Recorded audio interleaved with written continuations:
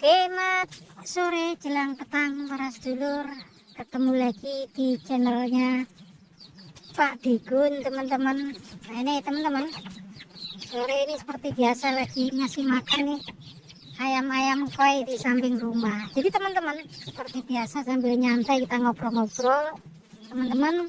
Berapa waktu belakangan ya teman-teman, kita melihat dan mendengar ketika Nanda Priwo atau NPF merilis video bahwasanya beliau mau menjual peternakannya ya, dan menjual materi-materi simpanannya karena ada mungkin bisnis yang lain. Nah, teman-teman, kalau kita lihat ini salah satu tokoh besar di Pariaman Indonesia lah kan. Kalau kita lihat kan Nanda Priwo ini bikin heboh, pernah bikin kandang ayam yang luasnya seperti stadion ya. Saya juga kalau lihat juga, wah bayangin ini kemudian modalnya seberapa besarnya finansial yang dikeluarkan. Dan dia juga kan sampai kemudian ke Thailand datangkan ayam-ayam impor itu kan. Yang jelas kita dapat mengambil benang merah, bisa mengambil pembelajaran dari sini, dari kasus Nanda Priwo ya teman-teman. Jadi ketika bisnis ayam ini agak berbeda ya dengan yang lain gitu kan. Bisnis ayam utamanya ayam yang untuk kompetisi apapun jenisnya, baik mau koi, ngon ataupun ma itu kan, sepertinya memang butuh pencitraan khusus ya.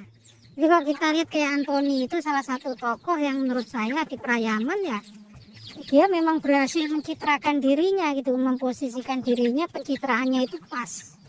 Dia nggak cuma jualan ayam, tapi dia juga pemain yang tangguh, pemberani gitu kan.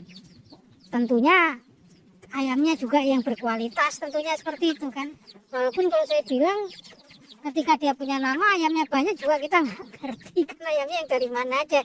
Kalau jualnya dari seminggu sampai 2 kali, ternaknya seberapa gitu kan.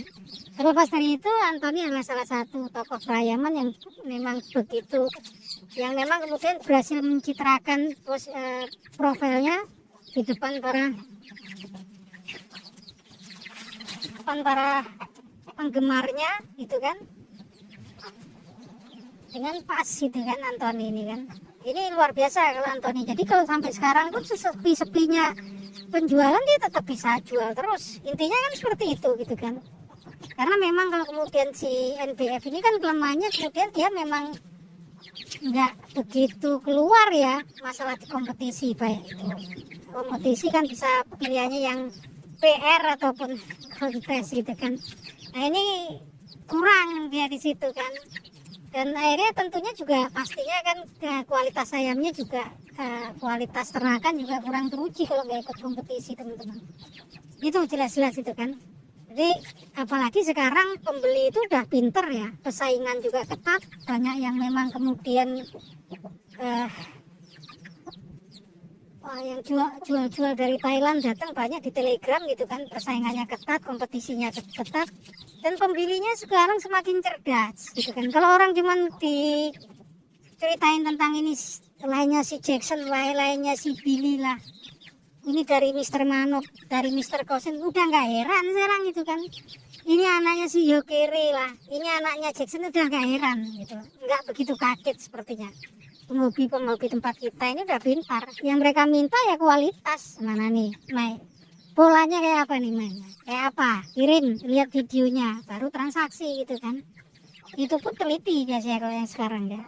Nggak cuma ayam yang dikondisikan juga pastinya juga nggak dibeli gitu kan. Artinya salah satu memang kuncinya kemudian kemunduran kalau saya lihat di NPF kan memang dengan kandang yang besar, ternakan yang besar itu kan belum tentu juga ayamnya pada bagus-bagus semua kan, anakan itu.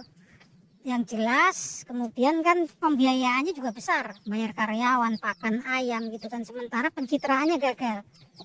Ini makanya kalau mau ternak ya utamanya pencitraannya harus pas, dan kebetulan udah dapat pencitraannya, udah dapat reguler ininya ya, baru kemudian datangkan materi-materi yang itu yang berkelas.